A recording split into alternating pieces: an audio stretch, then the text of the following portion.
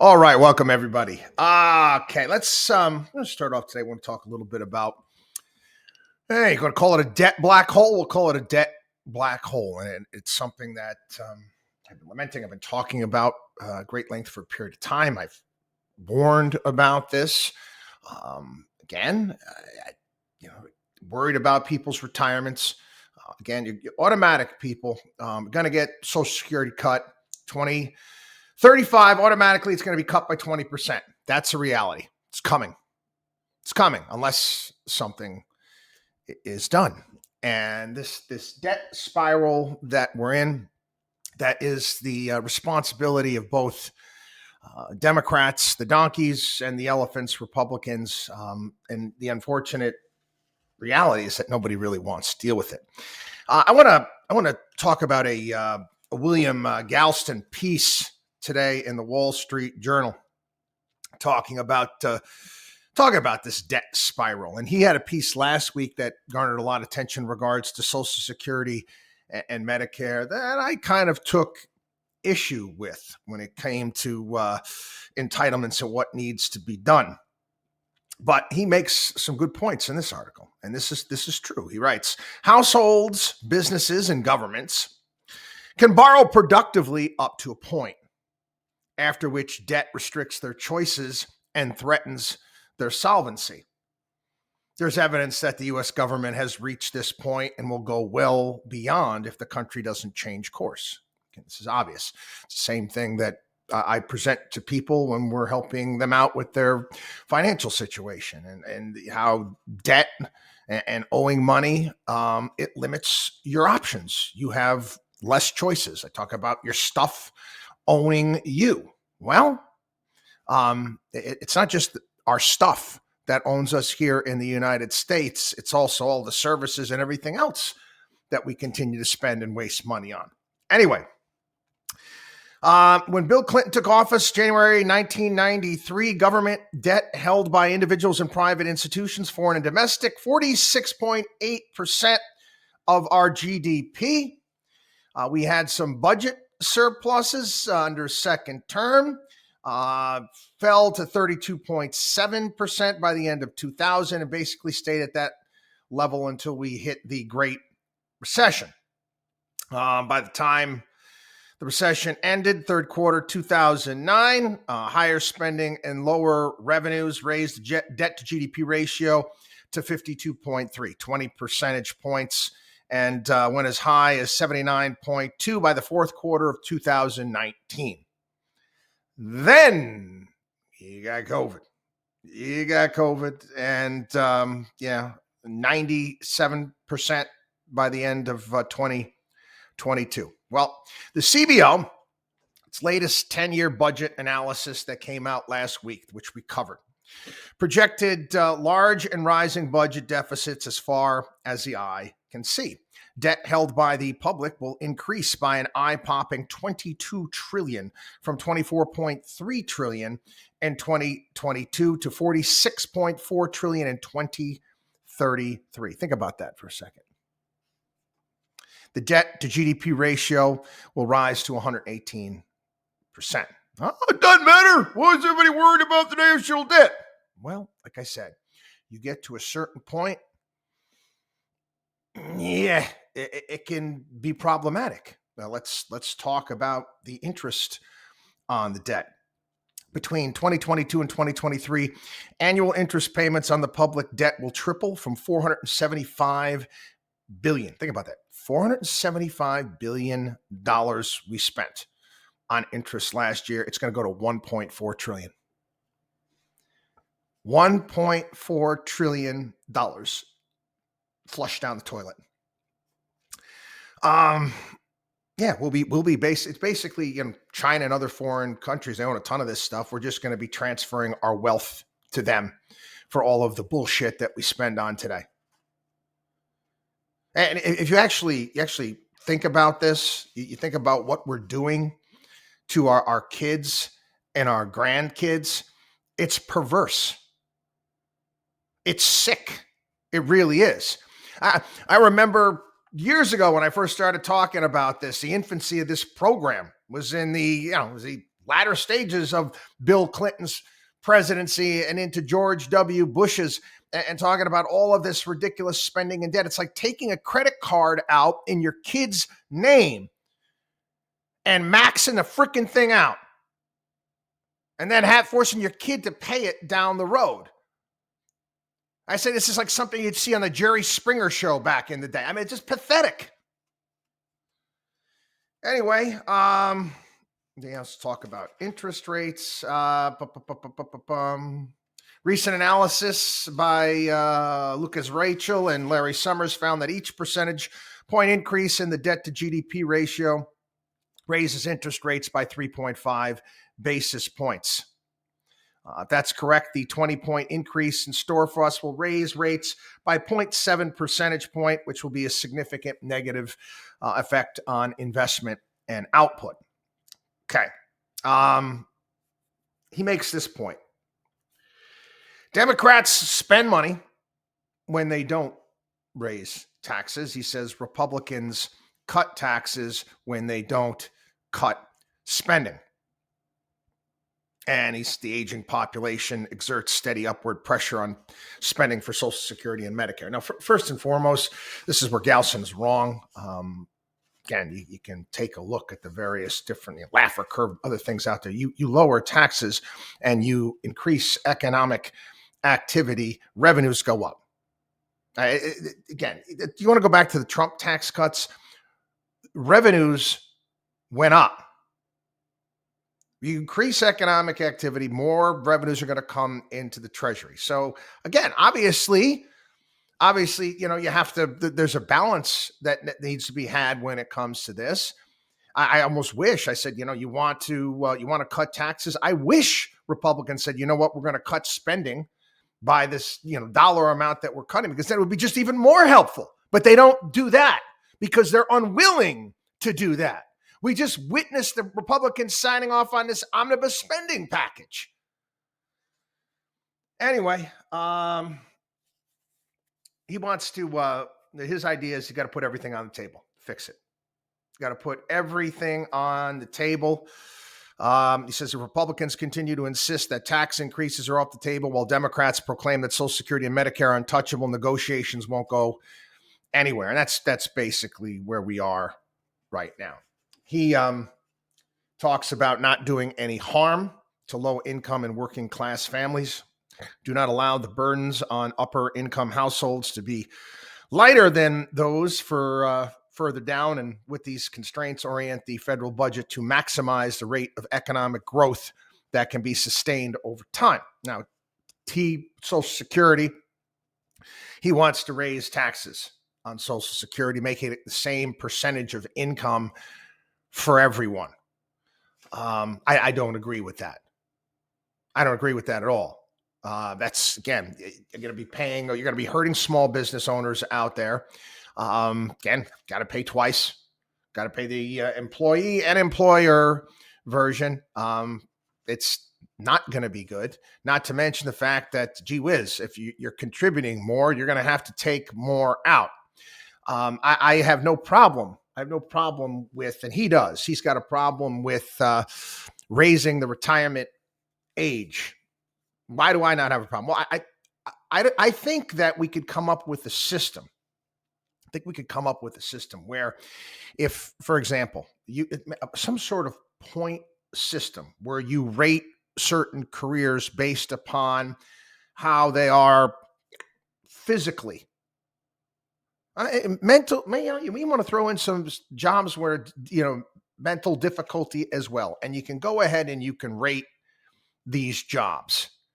And you could say, okay, you're a coal miner. Well, because you're a coal miner and because of the type of job it is, or a contract or whatever it may be, you know what, that you get a certain amount of points, how many years you're doing this job, allowing you to collect Social Security, Medicare at a certain age. However, you're someone that, I don't know, you work on Wall Street. You work on Wall Street. Oh, I know that there's stress involved. I get all that. But guess what? It's not physically taxing. And if you get too much stress, you go find something else to do. Go teach school. Okay? Go find something else. And I think that would help when it comes to that, because the concern is that, gee whiz, it's going to hurt lower income people, the jobs that are very no. If you structure it this way and allow them to collect it at a younger age, than someone else. Anybody have any problem with that? Again, it's something that could be done. It's a step in the right direction. Mike Pence was actually on Squawk Box this morning, and he basically was pretty much an echo chamber what I've been talking about when it comes to entitlements, spending, Social Security for years. And he actually made the same exact point that I've made over and over and over again. It's, FDR. FDR knew that Social Security wouldn't last. He said it was going to be a government program at first, then it was going to be a hybrid, then it had to eventually become a private program. The last time we even came close to trying to do anything like that was under George W. Bush in 2005. And again, because W and his wars and spending all his political capital in Iraq, couldn't get anything done. That's unfortunate with many presidents in regards to their adventures overseas and the neglect here at home. Again, prior to COVID, I'm highly critical of Donald Trump in regards to how he handled COVID. Again, we came in, said he was going to drain the swamp, yet he trusted the swamp. And it led us in the wrong direction. It was just a mess. But anyway, prior to that, his thoughts on hands off when it came to foreign policy was a step in the right direction. You got to stop with all these foreign entanglements and wars, and they're costly. And because of that, guess what? We fail to pay attention. We fail to get things done. Presidents have to worry about fighting a war rather than handling the problems that are here at home. And this is both elephants and donkeys. It's the same crap again and again and again. I was reading something today. We've been involved in some 250 plus military operations since World War II. And there's yet to be a declared war since World War II. No, there hasn't been one. Now, we've been involved in a lot of them, but we haven't declared any of them. And we're still going back to that resolution. I forget the name, what the hell it was called. Where basically, war on terror allows a president can bomb anywhere he wants at any point in time because of this. Again, I know I'm getting off the beaten track when it comes to the spending, but it all ties in together. I mean, how do you go ahead and try to tackle, like George W. Bush did, Social Security when, again, you've got a flailing around in Iraq in an unpopular war, but he's questioning what's going on, a big disaster there. Again, where's your attention? Focus here. Again, the geopolitical stuff we talked about, China and Russia and the EU and Ukraine yesterday, and that stuff. I mean, yeah, you gotta pay attention to it, but at some point in time, we gotta let those things take care of themselves, and they can. A lot of people are frustrated right now. It brings us to the next thing. All of these things that are happening here in the country, and they're not getting any attention. And I said, rightfully so. People are not happy. They're not happy that the president hasn't gone out to Ohio. Not to mention the fact, I mean, again, what the hell is the news media doing? There was another train that derailed yesterday. Yeah, Nebraska. Gothenburg, Nebraska. Dozen cars strewn across tracks. How is this possible? I mean, are we that big of F-ups here in this country? We can't run railways? I mean, the biggest problem we had when I had trains when I lived in Italy was the strikes. I'm going to learn that word. Sciopero, okay? There'd be strikes, all of a sudden the train would go on strike. The people on the rail would go on strike for a half an hour. Train would stop in some town. So you go out, you get yourself a glass of wine and prosciutto panini, didn't come back on the train. Strike over, train gets moving again. We can't run trains here? This is pathetic. Was this the fourth one in the past 2 weeks? And yeah, you take a look at the devastation, the environmental devastation there. Oh no, everything's fine. Nothing to see here. You're full of shit. Tell me everything's fine. There's no way that amount of chemicals that are released, that are burned, that are in the ground, not to mention the fact, what did they concern themselves with? Getting that rail back up and running again. And I get it. Supply chain issues. I understand it.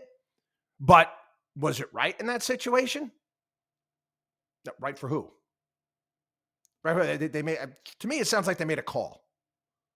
They made a call. They said, you know what? Screw these people. They did. They made a call. And it's unfortunate. Problems here at home? Another problem here at home. I saw this story in the New York Post. Military families forced to rely on food pantries to survive in grossly expensive New York City. Yeah. Again, this family in Staten Island lives, her husband, 3 children. Her husband's in the Coast Guard, and they can't even afford to make ends meet. I wouldn't know how you would make it in New York City military unless you're getting your housing paid for and a myriad of other things. It's just too damn expensive. It's just too damn expensive. And again, is it okay? I mean, right? We just keep sending money over to Ukraine, yet our forces got to rely on food banks, handouts, giveaways. Something wrong with that picture. The story as well. Not focusing on this at home, and rightfully so. People are upset. I saw this. There's another drug. And we talked about, obviously, fentanyl. And then we obviously have the new super meth, the new Walter White meth that makes people go psycho. Well, there's another one here. It's called xylazine, otherwise known as trank or trank dope. Zombie drug. Guess it's wreaking havoc all over the country.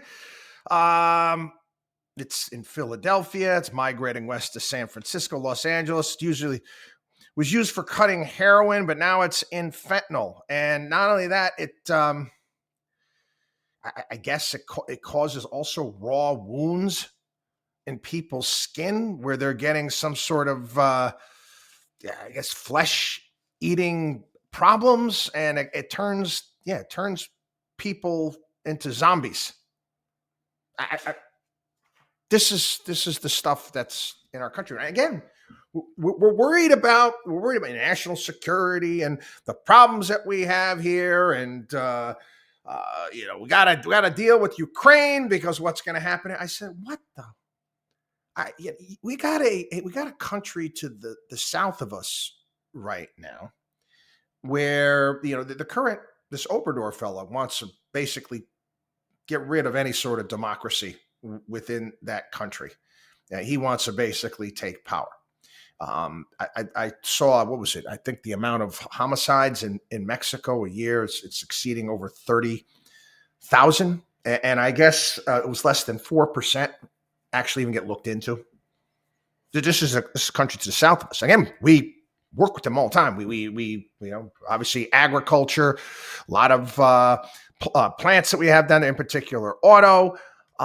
But we're doing their drugs. Their drugs are coming over. The cartels run major swath of their country. It's killing over 100,000 of our citizens a year. Let's put this into perspective. Do you remember the collective national freakout that we had back in 2001 with anthrax?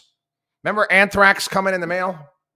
Everybody's worried about, oh my God, I got to check to make sure that anthrax is coming to me. I remember, at a radio show, getting a memo from the network and to be extra careful and all this stuff.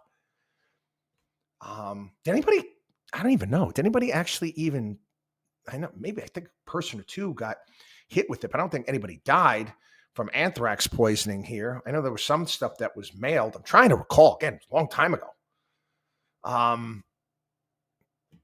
But we know that over 100,000 people are dying of drug overdoses in this country right now. Anyway, again, got to focus here. I've talked about that. You want to be an example to the rest of the world. The best way to counter China is to be a better alternative. It is to say, you know what, this is the way we are, to be that shining city on a hill. Now, there's no doubt America is a great place to make a living and make money, despite all of the intervention from Washington, D.C. and all the regulatory nonsense and the crazy tax code and all that stuff. Still a pretty darn good place to make money if you work hard. However, people don't mind. People from around the globe are seeing the type of violence that takes place here. Seeing over 100,000 people are dying a year of drug overdose. All these issues, the crime, everything that goes along with it. That's not a shiny city on a hill. That's a city. That's a city. That's a nation that's in decline. And I'm sorry, you can't argue that we are not in decline. I had this conversation. We're talking about kids and depression and girls and boys at a young age and this feeling of hopelessness. And I conversation with my kids. It's not supposed to be this way. It wasn't always this way.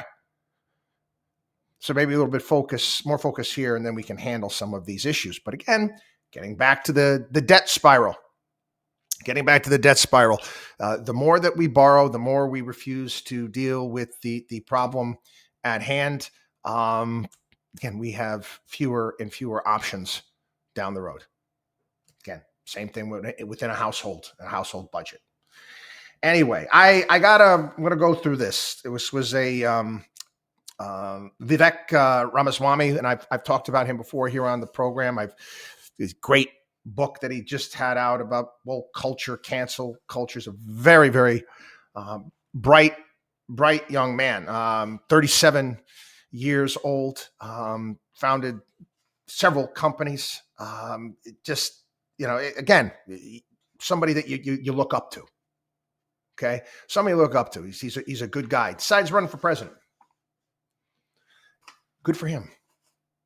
And again, I would challenge anybody to, I'm going to go through why he wants to run for president. Again, he completely upstaged Nikki Haley. He did. Nikki Haley really didn't put out why she wants to be president. I don't know what Trump's thing is going to be. I think Trump is going to Ohio. But Vivek, I don't know what Donald's going to come up with, what his pet name is going to be for Vivek. He's Indian. Oh, boy, I could see it going in a bad direction fast. But anyway, here's his piece today in the Wall Street Journal, why he's running for president.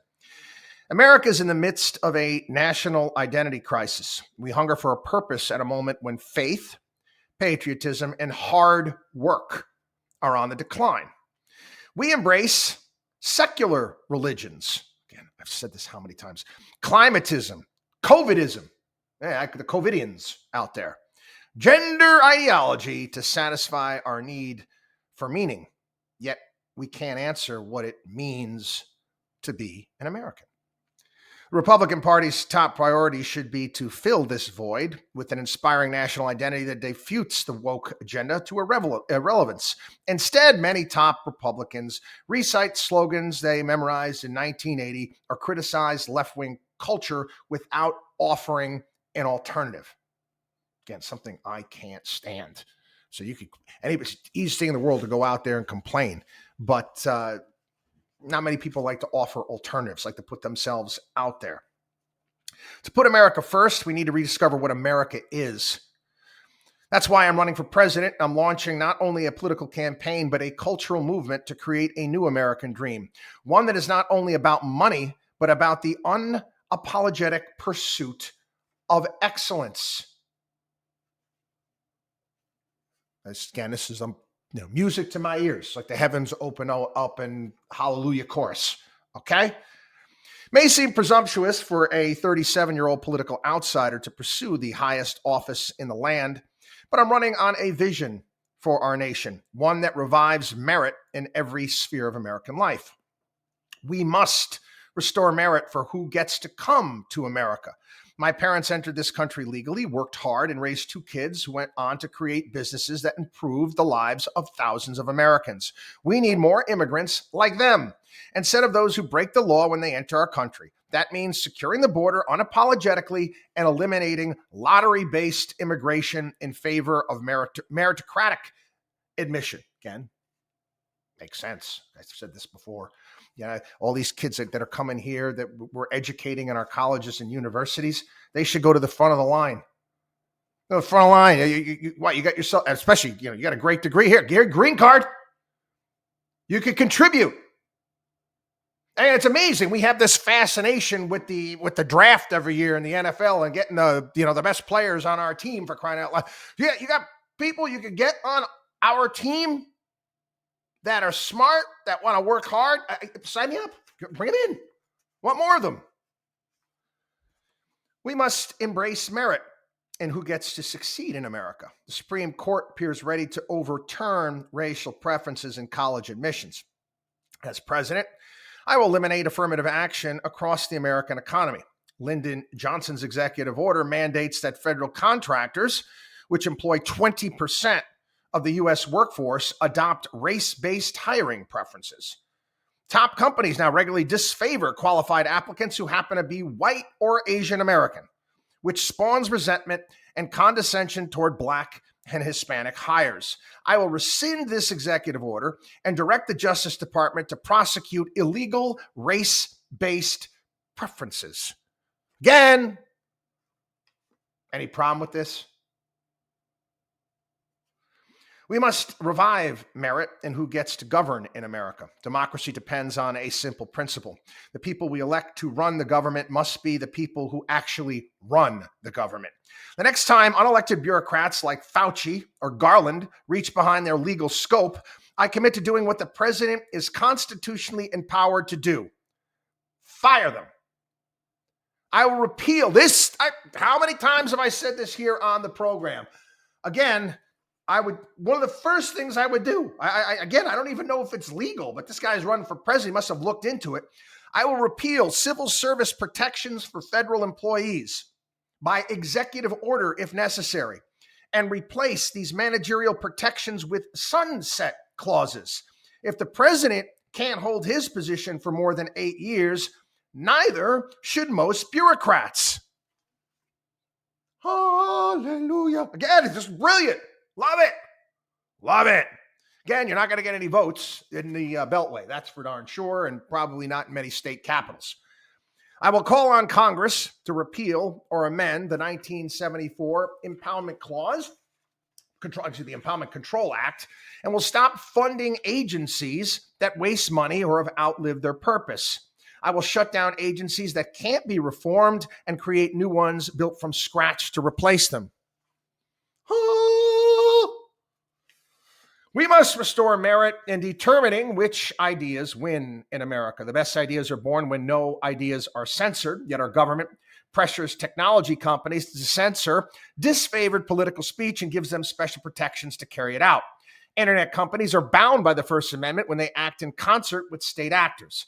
As Elon Musk did at Twitter, I will release the state action files from the federal government, publicly exposing every known instance in which bureaucrats have wrongly pressured companies to take constitutionally prohibited actions. Fantastic. Viewpoint censorship extends beyond the internet and pervades our economy. If you can't fire someone for being Black, gay, or Muslim, you shouldn't be able to fire someone for his political speech. I work with Congress to enshrine political expression as an American civil right, and I will enforce existing civil rights laws to protect workers from invidious viewpoint discrimination. The federal prohibition on religious discrimination forbids employers from forcing employees to bow down to any religion, including secular ones, as defined by the Supreme Court in U.S. versus Seeger 1965. or Tacasco versus Watkins, 1961. The modern woke agenda in much of corporate America fits that bill. Once we revive our national identity around shared principles, we can muster the fortitude needed to defeat the greatest external threat to America, the rise of communist China. Unlike, again, I say this all the time, unlike the Soviet Union, 1980, China today powers the modern American way of life. We must declare economic independence. We must reclaim global energy leadership by rejecting the demands of a new climate religion that shackles the U.S. and leaves China untouched. We must achieve semiconductor self-sufficiency while vigorously protecting Taiwan. We should prohibit kids under 16 from using TikTok. We must use financial levers to hold China accountable for spawning the COVID-19 pandemic. We must even be willing to bar U.S. companies from expanding into China until its government abandons theft and other mercantilist tactics. We can rise this occasion if we rediscover who we really are. Again, something I say all the time. Yeah, I can't stand it. Oh, America's strength is in its diversity. Oh, shut up. People who say that, the same ones got the stupid coexist bumper sticker on their car. No, America's strength is not our diversity, but ideals that unify us across our differences. That's what won the American Revolution, reunited us after the Civil War, won 2 world wars, and the Cold War. They still give hope to the free world. If we can revive them, nothing will defeat us. Again, somebody who wants to run for president has got a reason. This guy has a well thought out reason for running for president. You got any problem with this? No, me neither. Me neither. I think it's fantastic, quite frankly. Anyway, you know what? We went a lot of politics today. That's okay. You know what? I'm going to end today. Actually, I want to got up this morning. It's beginning of one of my favorite times. Getting out of winter into spring. I can't stand winter. I can't wait to get the hell out of New York. But anyway, yeah, Lent starts Ash Wednesday. This morning, I'm at Mass, 7:00, and the priest presiding over Mass made a really I want to share with you, made a great point when it comes to Lent. And if you're not familiar with it, basically Lent, you're supposed to give certain things up. But again, to me, some of the people are like, oh, I'm giving up chocolate. Okay, if you want to give up chocolate. I mean, if you're over, I understand that. I would look to something that, you might want to strip from your life that is going to make you a better person. And he talked about this. He's, when it comes to, when he says some people try to take on too much. Oh, I'm going to say all of these prayers every single day, and I'm going to do this. I'm going to do this. I'm going to do this. And he said, keep it simple, stupid. KISS. Keep it simple, stupid. And the fact that take on what you can handle. Okay, and try to make yourself a better person. And again, I like what he had to say about stripping things away. And it's about, I try to explain to people that you are trying to get in shape, that are trying to start exercising again. I said, you can't do it all overnight, okay? Work your way into it. You say you want to make that commitment, you want to get yourself in shape. You know what? Then you start by walking every single day. And once you've been doing that, then you start adding to it. Same thing when it comes to finances. You got to better yourself. When I talk and I'm helping people out, again, I do this for free. People in bad situations financially, basically pointing and telling them what to do and how to eliminate debt. All right, let's knock out this credit card first. Let's make cutbacks here. Let's get rid of this first. Let's start tackling little things here and there. Keep it simple, stupid. This same thing holds true when like I said, I talk about handling your debt, but it's also your portfolio. Start putting money away every single month, dollar cost averaging, doing the right thing, and always keep it simple. You're not stupid. Anyway, WatchDog on WallStreet.com, WatchDog on WallStreet.com. Have a wonderful day.